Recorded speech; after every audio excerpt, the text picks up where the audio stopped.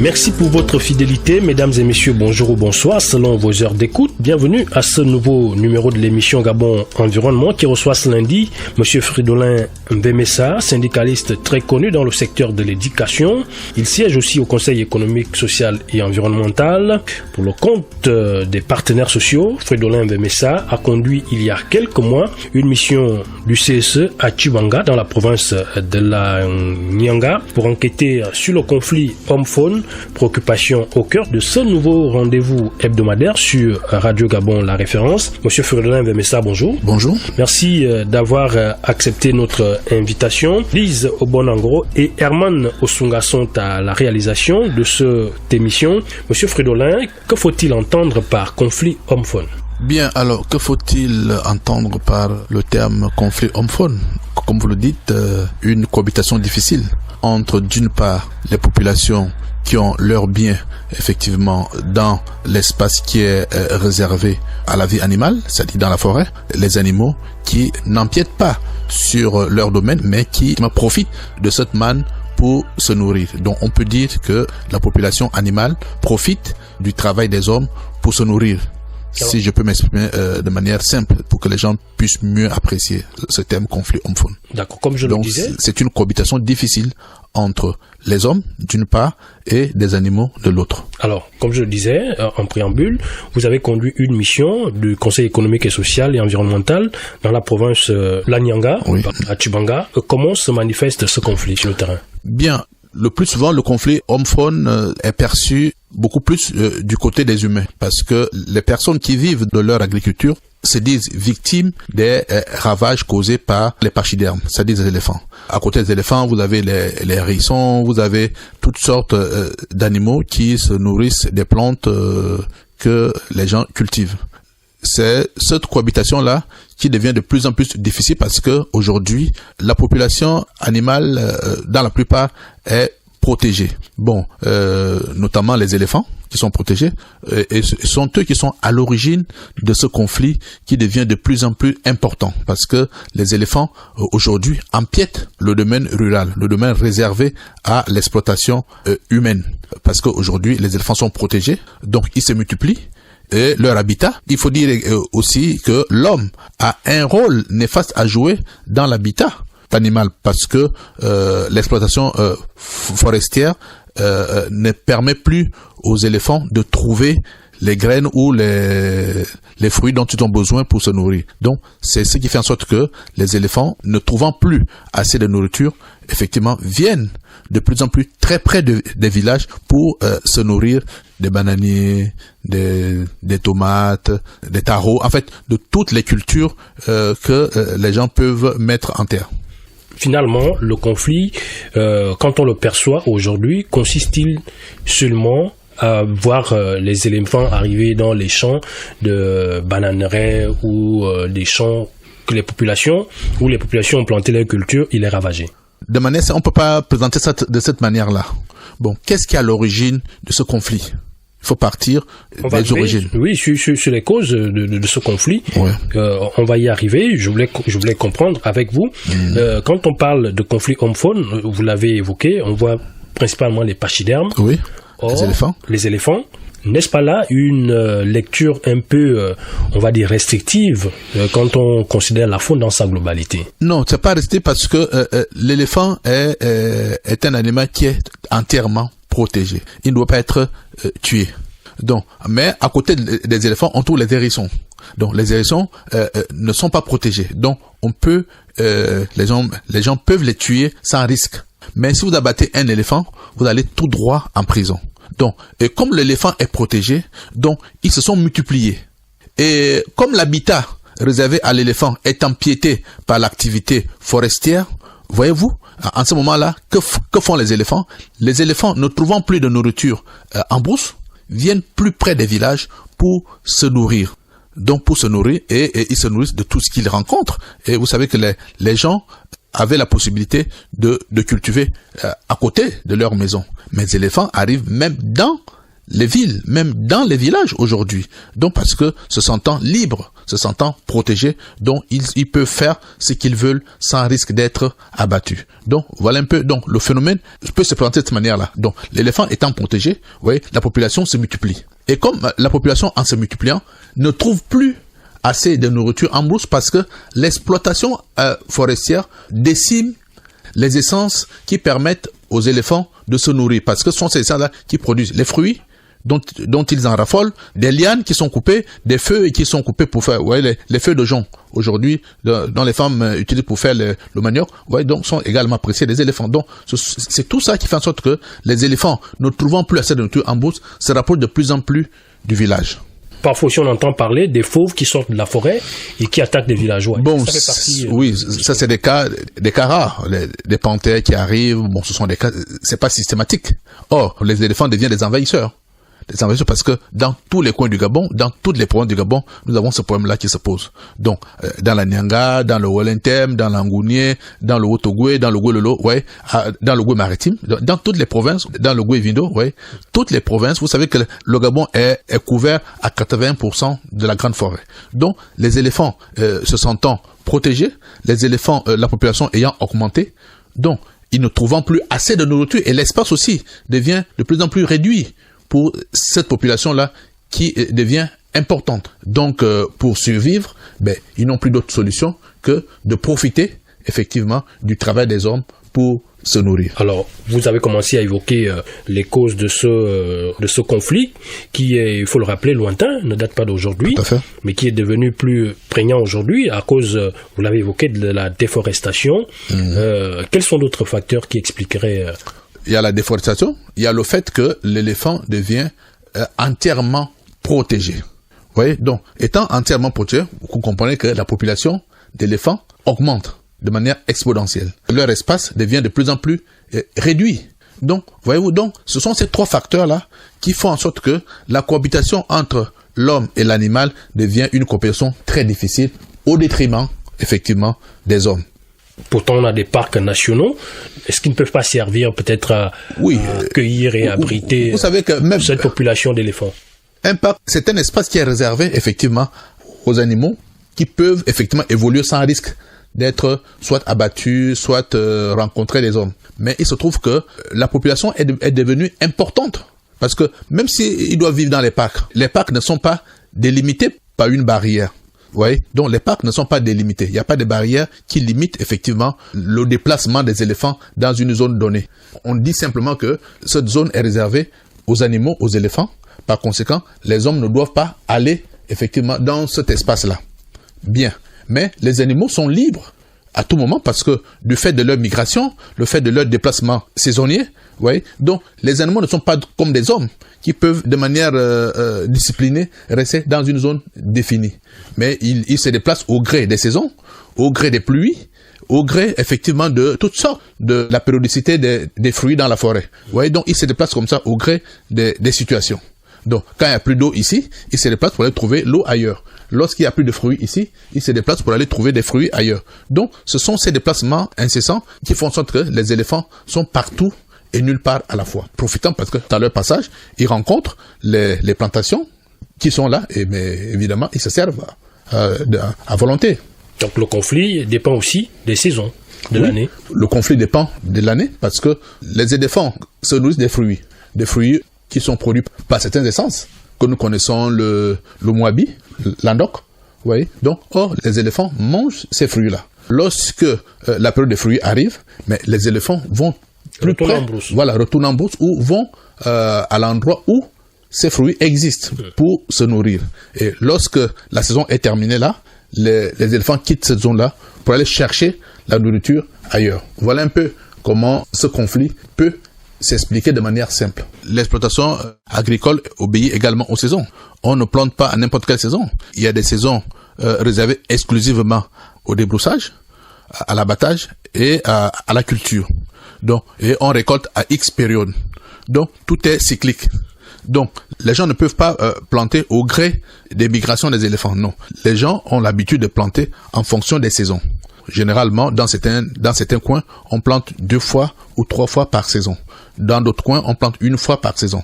Donc, au gré, effectivement, des cycles qui sont bien connus de notre agriculteur. Et les éléphants, qui sont des êtres intelligents, s'habituent déjà au rythme du travail humain. Ils s'habituent déjà parce qu'ils cohabitent avec les gens. Ils savent déjà qu'à telle période, à cet endroit, on a déjà planté, on trouve à manger. Donc, ils s'orientent dans cette zone-là pour se nourrir. Et les éléphants étant protégés, ouais, c'est surtout ça. Parce que l'éléphant aujourd'hui est protégé. Et pour abattre un éléphant, pour les éléphants qui empiètent dans le domaine agricole, pour abattre un éléphant, il faut une autorisation. Il faut trouver l'éléphant, comment on dit, en flagrant délit de destruction. Bon, mais il est difficile de trouver un éléphant en flagrant délit dans votre plantation, parce que ce qui est dit dans la loi. Donc, pour abattre un éléphant, il faut le trouver en flagrant délit dans votre plantation, là, à moins de 500 mètres de votre plantation. Mais au-delà, vous ne pouvez pas. Donc, et même pour l'abattre, il faut demander une autorisation du gouverneur de la province pour pouvoir faire des battues. Est-ce que à ce niveau-là, les communautés villageoises qui sont victimes des agissements de ces pachydermes disposent des plans de gestion de ce phénomène aujourd'hui? Oui, en principe, ils sont censés être encadrés par 2 entités, le ministère de l'Agriculture et le ministère des Eaux et Forêts. Bon, le ministère de l'Agriculture, pour essayer de voir quel type de plantes on peut mettre pour éviter que les éléphants viennent manger. Bon, il y a également le ministère des Eaux et Forêts qui réglemente effectivement au niveau du domaine rural. Le domaine rural qui est délimité. Bon, il était à plus de, je sais pas si il était à plus de 15 km, mais il est de plus en plus réduit. Vous voyez que l'homme n'a plus la possibilité d'aller plus loin en forêt, puisque on a dit que la forêt est réservée aux éléphants. Malgré cela, les éléphants, eux, empiètent effectivement du domaine rural pour venir se nourrir. Donc, voyez-vous, donc c'est très difficile. C'est très difficile de gérer ce phénomène-là, mais il faut aujourd'hui trouver des solutions pratiques pour que ce phénomène puisse pas disparaître, mais puisse être minimisé. Parce qu'aujourd'hui, tel qu'il est posé aujourd'hui, tel qu'il se passe aujourd'hui, je vous dis sincèrement que les populations en pâtissent. Parce que toute leur culture, tous les efforts de population sont réduits à néant par les éléphants en une nuit. Et quelles sont donc par rapport à ça les pistes de solutions qui s'offrent aussi bien aux populations qu'à l'État pour essayer d'endiguer ce phénomène? Bien, il avait été fait des propositions puisque c'était le but de la mission qui avait été commanditée par le Conseil économique et social et environnemental qui s'était auto-saisi de ce phénomène pour proposer des solutions à l'État.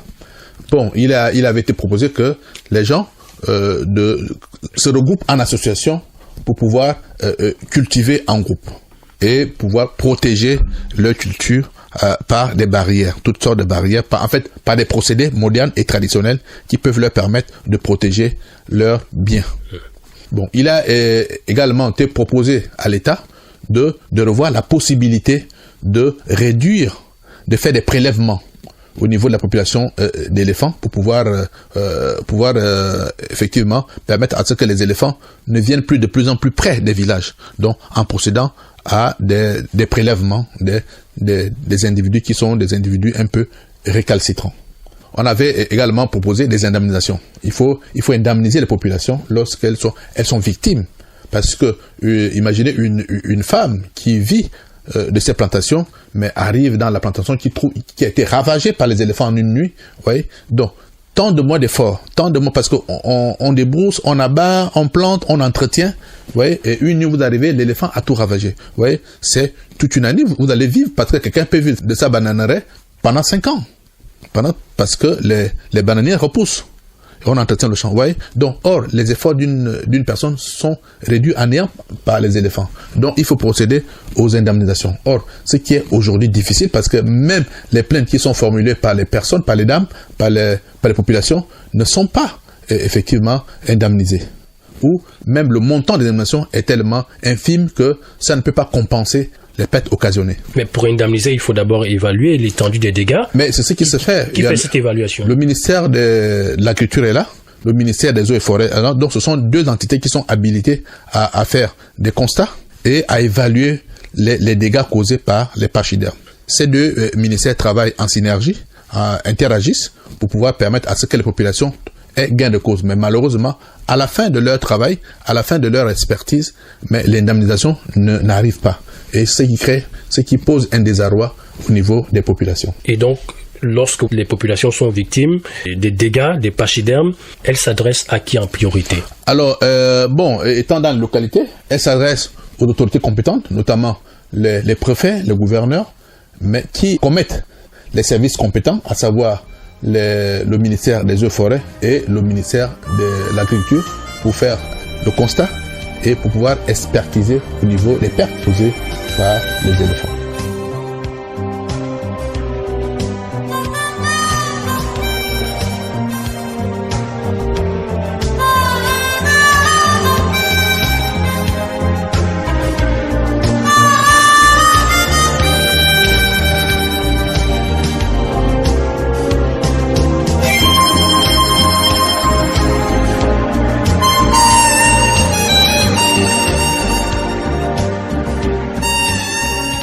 Vous avez dit que les populations peuvent recourir à des moyens modernes et traditionnels, des barrières, pour essayer d'éloigner, de protéger leur culture. Mais l'approche d'une barrière électrique semble de plus en plus faire l'unanimité. Et est-ce que c'est possible aujourd'hui de couvrir un champ de plusieurs hectares avec la barrière électrique? Bon, la barrière électrique a quand même ses insuffisances parce que ça a prouvé son inefficacité. Au départ, c'est un procédé qui peut marcher. D'abord, il faut dire qu'une personne, un individu seul, n'a pas cette possibilité de protéger son sang par une barrière électrique, parce qu'il n'en a pas les moyens. Donc, c'est pourquoi on a proposé à ce que les gens se rassemblent en association pour que l'État puisse les soutenir dans cette optique de protéger leurs plantations. Mais aujourd'hui, les éléphants étant des êtres intelligents, ils se sont déjà adaptés au niveau des stratégies pour attaquer les barrières électriques. Donc, ils le font plus avec les troncs, mais ils détruisent les barrières électriques avec les défenses. Parce que la défense n'est pas conducteur de courant. Parce que s'il touche la barrière avec la trompe ou le pied, il sera électrocuté. Ils ont tenté l'expérience, mais ils ont trouvé la stratégie de pouvoir détruire les barrières avec leur défense, parce que les défenses ne font pas circuler le courant. Donc c'est un isolant. Et parmi donc toutes les mesures de protection, les barrières électriques et traditionnelles. Les fausses. Oui, quelles sont proposé des fausses. Oui, quelles sont les plus efficaces à ce jour? Bon, les plus efficaces à ce jour, c'est la barrière électrique qui semble être le procédé le plus fiable aujourd'hui. Bon, même si on faisait de la fumée, le feu, les épouvantails, on a proposé le piment. Donc c'est toute cette stratégie-là, parce que nous avons eu les témoignages des personnes sur le terrain, parce que à Moabi, à Tchibanga et même à Murundi, les gens nous ont dit ces procédés-là ne sont plus efficaces, parce que font les gens aujourd'hui? Les gens vont faire les gardes dans les plantations. Donc ils font des rondes, ils amènent du feu, ils amènent des tonneaux vides et ils tapent toute la nuit sur des tonneaux pour éloigner les pachydermes, et en faisant du feu. Vous voyez? Donc, ils sont doublement persécutés parce qu'ils ne peuvent plus dormir. Ils sont obligés, après avoir planté, ils sont obligés d'aller monter des gardes dans les plantations pour éloigner les pachydermes. Je vous dirais quelque chose. Pendant que nous rentrions de Moabi, nous nous sommes arrêtés à Murundi parce qu'on avait une mission de sensibilisation et d'enquête. Mais pendant qu'on arrivait, on descendait la colline pour aller en ville, nous avons rencontré un groupe de femmes à qui nous avons demandé, mais nous avons réunion, vous allez où? Il dit, monsieur le conseiller, nous allons déjà à la garde. Donc on fait les rondes. Ça c'est l'équipe du soir. Les équipes se relaient. Voilà, les équipes se relaient. Là on monte déjà pour aller monter la garde pour pouvoir éloigner les éléphants de nos plantations. Et lorsqu'on arrive en ville, effectivement, on était avec des personnes en train de discuter. Mais les gens disent, mais monsieur le conseiller, voilà la réalité. L'éléphant est dans la ville. Vous voyez? Donc c'était en pleine ville de Mourveni, les éléphants étaient là. Donc, c'est pas une fiction, c'est une réalité. Donc, les éléphants aujourd'hui n'ont plus peur du feu, n'ont plus peur des maisons, n'ont plus peur. Ils viennent saccager les bananiers derrière les maisons des villageois. Ce sont des faits réels et des faits qui demande à ce que le gouvernement se réorganise en mettant en place une politique qui permette à ce qu'il y ait une cohabitation facile entre les hommes et les éléphants, parce que ce sont les éléphants qui sont de plus en plus indexés dans ce conflit-là. Et lorsque l'éléphant se retrouve en ville, comme vous le disiez, est-ce qu'il ne s'attaque pas aux humains? Bon, pas dangereux? Non, il n'est pas dangereux lorsqu'il n'est pas provoqué. Il passe sa route, lorsqu'il trouve sa nourriture tranquille, il mange, et lorsqu'on ne brusque pas, il finit de manger et puis il rentre en bourse. Donc c'est une cohabitation qui aujourd'hui est gagnée par l'éléphant, parce que l'éléphant devient aujourd'hui le prédateur de l'homme. Or, c'était hier, l'homme était le prédateur, or l'éléphant aujourd'hui devient le prédateur, parce que il prend le dessus sur les humains en saccageant leurs biens, leur nourriture, tout ce qu'ils peuvent planter pour vivre, mais sans s'en inquiéter. Donc les humains n'ont pas à s'inquiéter de l'éléphant lorsqu'ils le croisent en ville. Bon, vous savez que l'éléphant, c'est un animal qui est intelligent, qui surtout attaque pour se défendre. Lorsqu'il est attaqué, il attaque. Mais lorsqu'il ne se sent pas menacé, je crois qu'il passe son chemin. Il passe son chemin et il s'en va. Et est-ce que vous comprenez aujourd'hui pourquoi l'éléphant est intégralement protégé aujourd'hui? Voyez-vous, donc l'éléphant est un animal très utile pour l'humain, pour l'homme. Parce que non seulement il permet la pérennité des espèces, parce qu'il les plante, il les dissémine un peu partout, et il aide, effectivement, il permet à ce que l'homme puisse vivre. Parce que l'éléphant plante. Parce que lorsqu'il prend des graines, lorsqu'ils sont nés des graines d'andok, ainsi de suite, des fruits d'andok, ou de moabi, lorsqu'il se déplace, il va disséminer les grains un peu partout, et les mêmes fruits reprennent dans des coins où il n'y en avait pas. Ça permet de régénérer la forêt. Par conséquent, les éléphants ont leur utilité. On doit pouvoir faire la part des choses entre la population éléphant et les humains. Donc, c'est cette problématique qu'on doit régler. Est-ce que nous devons continuer à protéger intégralement les éléphants au risque de voir la population devenir de plus en plus importante, plus que les humains? Est-ce qu'il faut les décimer? Donc, pour pouvoir permettre à l'homme de vivre, donc, en toute chose, il faut l'équilibre. Il faut un peu d'éléphants pour permettre aux hommes de vivre et de planter et de vendre leurs produits pour pouvoir nourrir les populations. Donc, c'est cet équilibre qu'il faut trouver. Et les populations qui cherchent vraiment à protéger leur culture des pachydermes, sont-ils formés aux techniques qui permettent d'éloigner ces éléphants de leur champ? Bon, aujourd'hui, au regard de l'ampleur du phénomène, les volontaires commencent à se mobiliser. Parce que nous avons des ONG, le WWF, effectivement, qui est là pour pouvoir encadrer les populations dans la protection de leur culture. Bon, nous avons également le ministère de l'Agriculture qui, de temps en temps, donne des formations, donne des conseils pour pouvoir encadrer même les eaux et forêts, permettre à ce que les gens soient formés pour protéger leur culture. Mais aujourd'hui, même en demandant aux personnes de ne plus aller très loin en brousse, parce que les gens allaient faire des campements très loin en brousse. On a dit non, vous ne pouvez plus aller, ça c'est le domaine réservé aux animaux. C'est pourquoi on a créé des parcs, on a pris des réserves. Mais lorsque les gens se rapprochent du village pour fuir effectivement les pachydermes, mais ce sont les pachydermes qui quittent leur habitat pour venir empiéter effectivement l'habitat des humains au niveau des villages. Et quelles sont les conséquences finalement de ce phénomène? Les conséquences sont simples. Il y a la famine qui s'installe, il y a la pauvreté au niveau des populations parce que les populations ne peuvent plus manger, ne peuvent plus vendre le produit de leur culture. Par conséquent, la pauvreté s'accentue et la famine s'installe au niveau des villages. Et alors, que faut-il faire devant cette situation? Bon, comme je l'avais dit plus haut, qu'est-ce qu'il faut faire? Il faut essayer de mettre en place des politiques qui permettent d'avoir une cohabitation aisée, moins douloureuse.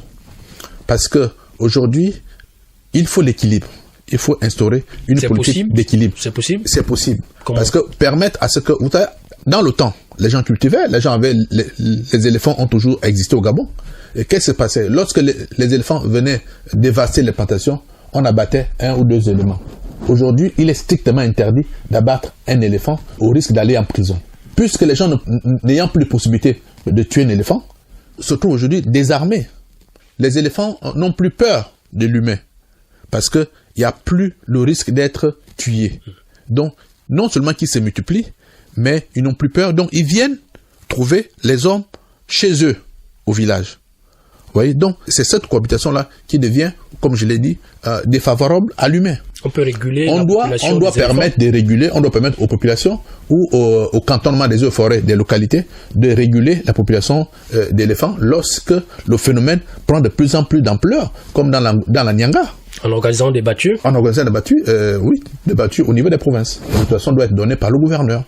Et l'opération sera doit être supervisée par les eaux et forêts qui sont habilités pour pouvoir orienter le gouverneur dans cette décision-là. Si jamais les battues sont organisées, comment définir le nombre d'éléphants qu'il faudra abattre pour savoir que c'est le niveau qu'il faut? Bon, les techniciens des eaux et forêts sont bien placés pour pouvoir conseiller les responsables administratifs dans ce domaine précis, parce que ce sont eux qui maîtrisent non seulement les modalités pratiques, ce que prévoit la loi, ce que la population, parce qu'ils font des recensements, quelle population d'éléphants en deçà duquel on peut pas aller, on peut abattre jusqu'à combien d'éléphants par an ou tous les 5 ans. Oui, donc c'est à eux de proposer des solutions aux techniciens qui peuvent autoriser à ce que les populations puissent procéder au prélèvement des individus qui sont des individus récalcitrants. Et vos conclusions ou vos recommandations, les recommandations issues de cette enquête et de sensibilisation de terrain, qu'est-ce que vous en avez fait au Conseil économique et social? Nous avons fait notre rapport de mission au bureau de l'institution en proposant des pistes de solutions. Comme je viens de les esquisser, nous avons demandé à ce que, des populations puissent se regrouper en coopérative, pouvoir effectivement faire des champs communautaires et permettre à ce que l'État puisse pouvoir les aider pour les protéger. Donc nous avons proposé à ce que des gens se regroupent en coopérative, en association, pour planter et pouvoir protéger leur population. Nous avons demandé également à ce que on puisse former les populations aux techniques de protection de leur plantation. Techniques, que ce soit des techniques modernes ou des techniques traditionnelles, pourvu qu'ils soient outillés pour pouvoir protéger les éléphants au niveau de leur village et de leur localité.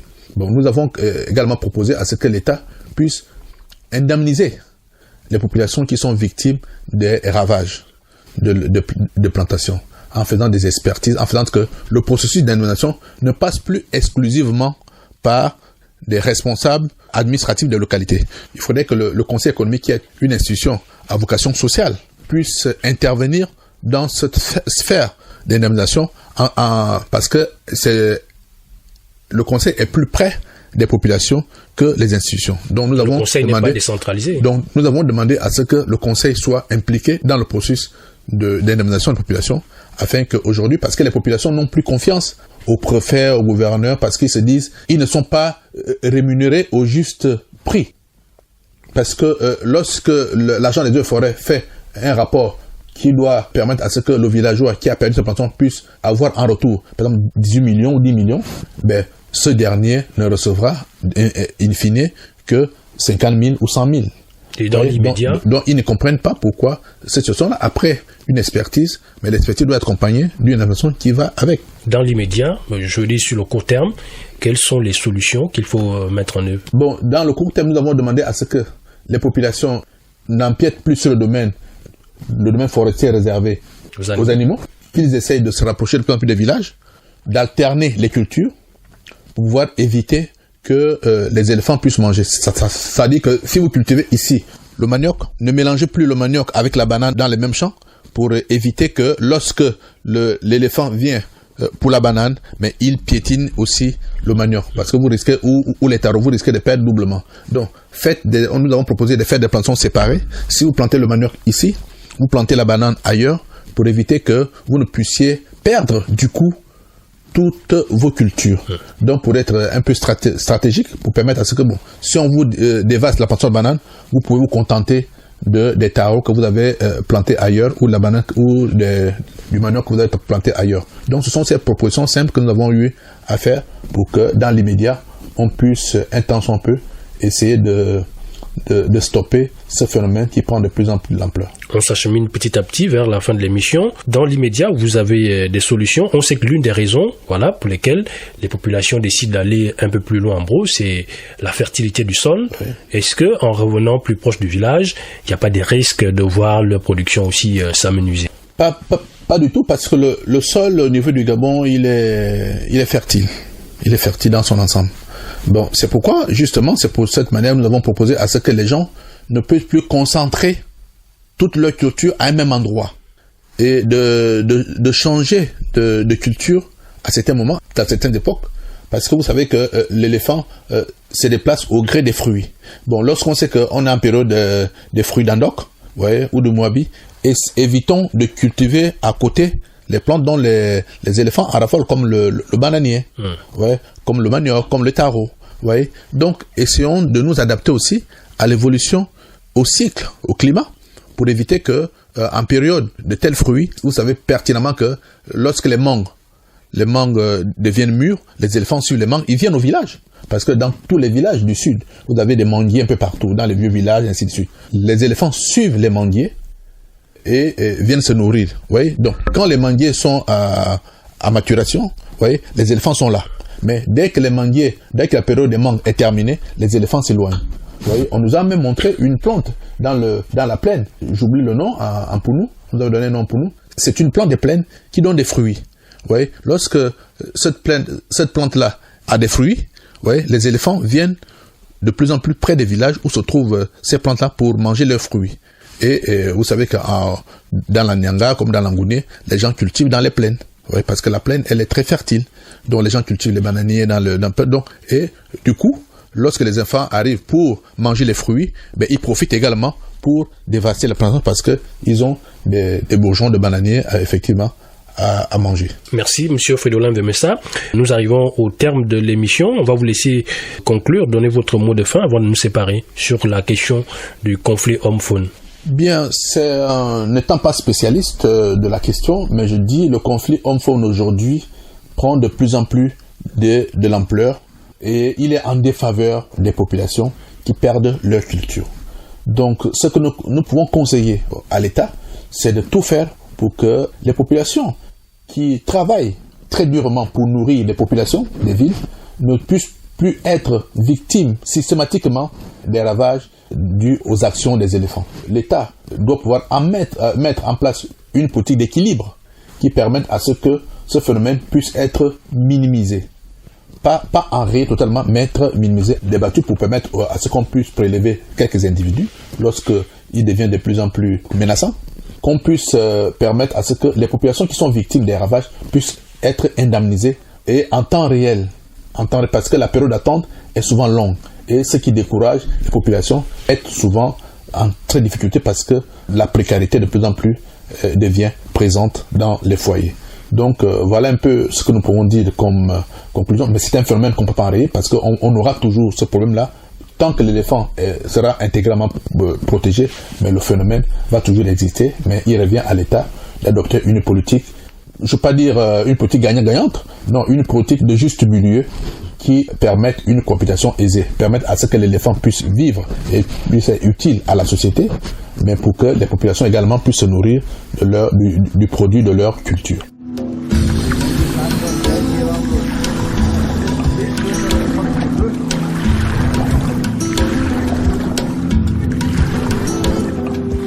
Merci Fridolin Mvemessa, conseiller au Conseil économique, social et environnemental. Je rappelle que nous vous recevions dans le cadre de cette émission Gabon Environnement parce que vous avez conduit une mission dans la province de la Nyanga sur la question du conflit homme-faune. Je suis Arnaud Ndo Ngozogo. J'ai eu tout le plaisir de vous présenter ce numéro de Gabon Environnement qui s'achève. Herman Osunga était à la réalisation ainsi que Lise Obonangoro. L'émission Gabon Environnement est à suivre lundi à partir de 10h05, rediffusion le même jour à partir de 20h. Merci à vous de nous avoir reçus chez vous. Je vous dis au revoir et à bientôt.